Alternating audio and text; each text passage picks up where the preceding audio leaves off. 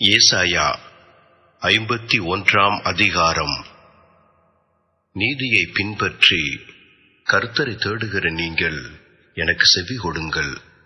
நீங்கள் வெட்டி எடுக்கப்பட்ட கன்மலையையும் நீங்கள் தோண்டி எடுக்கப்பட்ட துறவின் குழியையும் நோக்கி பாருங்கள். உங்கள் தகப்பனாகிய ஆபிரகாமையும் உங்களை பெற்ற சாராளையும் நோக்கி பாருங்கள். அவன் ஒருவனாய் இருக்கையில் நான் அவனை அழைத்து அவனை ஆசீர்வதித்து அவனை பெருக பண்ணினேன். கர்த்தர் சீயோனுக்கு ஆறுதல் செய்வார். அவர் அதன் பாழான ஸ்தலங்களை எல்லாம் தேறுதலடையச் செய்து அதன் வனாந்தரத்தை ஏதேனைப் போலவும் அதன் அவாந்தர வெளியை கர்த்தரின் தோட்டத்தைப் போலவும் ஆக்குவார். சந்தோஷமும் மகிழ்ச்சியும் துதியும் கீத சத்தமும் அதில் உண்டாயிருக்கும். என் ஜனங்களே, எனக்கு செவி கொடுங்கள். என் ஜாதியாரே, என் வாக்கை கவனியுங்கள். வேதம் என்னிலிருந்து வெளிப்படும். என் பிரமாணத்தை ஜனங்களின் வெளிச்சமாக ஸ்தாபிப்பேன். என் நீதி சமீபமாயிருக்கிறது. என் ரட்சிப்பு வெளிப்படும். என் புயங்கள் ஜனங்களை நியாயம் தீர்க்கும். தீவுகள் எனக்கு காத்திருந்து என் புயத்தின் மேல் நம்பிக்கையாயிருக்கும். உங்கள் கண்களை வானத்துக்கு ஏறெடுங்கள். கீழே இருக்கிற பூமியையும் நோக்கி பாருங்கள். வானம் புகையைப் போல் ஒளிந்து போம்.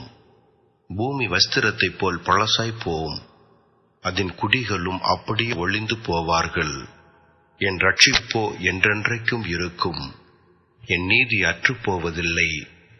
நீதியை அறிந்தவர்களே, என் வேதத்தை இருதயத்தில் பதித்திருக்கிற ஜனங்களே, எனக்கு செவி கொடுங்கள். மனுஷரின் நிந்தைக்கு பயப்படாமலும் அவர்கள் தூஷணங்களால் கலங்காமலும் இருங்கள். பொட்டு பூச்சி அவர்களை வஸ்திரத்தைப் போல் அரித்து புழு அவர்களை ஆட்டு மயிரைப் போல் தின்னும். என்னுடைய நீதியோ என்றென்றைக்கும் நிலைக்கும். என் ரட்சிப்பு தலைமுறை தலைமுறை தோறும் இருக்கும். எழும்பு, எழும்பு, பலன்கொள். கர்த்தரின் புயமே, முந்தின நாட்களிலும் பூர்வ தலைமுறைகளிலும் எழும்பினபடி எழும்பு. ராகாபை துண்டித்ததும் வலு சர்ப்பத்தை வதைத்ததும் நீதான் அல்லவோ? மகா ஆழத்தின் தண்ணீர்களாகிய சமுத்திரத்தை வற்றிப்போக பண்ணினதும் மீட்கப்பட்டவர்கள் கடந்து போக கடலின் பள்ளங்களை வழியாக்கினதும் நீதான் அல்லவோ? அப்படியே கர்த்தரால் மீட்கப்பட்டவர்கள் ஆனந்த களிப்புடன் பாடி சீயோனுக்கு திரும்பி வருவார்கள். நித்திய மகிழ்ச்சி அவர்கள் தலையின் மேல் இருக்கும். சந்தோஷமும் மகிழ்ச்சியும் அடைவார்கள். சஞ்சலமும் தவிப்பும் ஓடிப்போம். நானே உங்களுக்கு ஆறுதல் செய்கிறவர். சாகப் போகிற மனுஷனுக்கும் புல்லு கொப்பாகிற மனு புத்திரனுக்கும் பயப்படுகிறதற்கும் வானங்களை விரித்து பூமியை அஸ்திபாரப்படுத்தி உன்னை உண்டாக்கின கர்த்தரை மறக்கிறதற்கு நீ யார்? இடுக்கண் செய்கிறவன் அழிக்க ஆயத்தமாகிற போது நீ அவனுடைய உக்கிரத்துக்கு நித்தம் இடைவிடாமல் பயப்படுகிறதென்ன? இடுக்கண் செய்கிறவனுடைய உக்கிரம் எங்கே? சிறைப்பட்டு போனவன் தீவிரமாய் விடுதலையாவான். அவன் கிடங்கிலே சாவதில்லை. அவனுடைய அப்பம் குறைவு படுவதும் இல்லை. உன் தேவனாகிய கர்த்தர் நானே. அலைகள் கொந்தளிக்கத்தக்கதாய் சமுத்திரத்தை குலுக்குகிற சேனைகளின் கர்த்தர் என்கிற நாமம் உள்ளவர். நான் வானத்தை நிலைப்படுத்தி பூமியை அஸ்திபாரப்படுத்தி சீயோனை நோக்கி நீ என் ஜனமென்று சொல்வதற்காக நான் என் வார்த்தையை உன் வாயிலே அருளி என் கரத்தின் நிழலினால் உன்னை மறைக்கிறேன். எழும்பு, எழும்பு.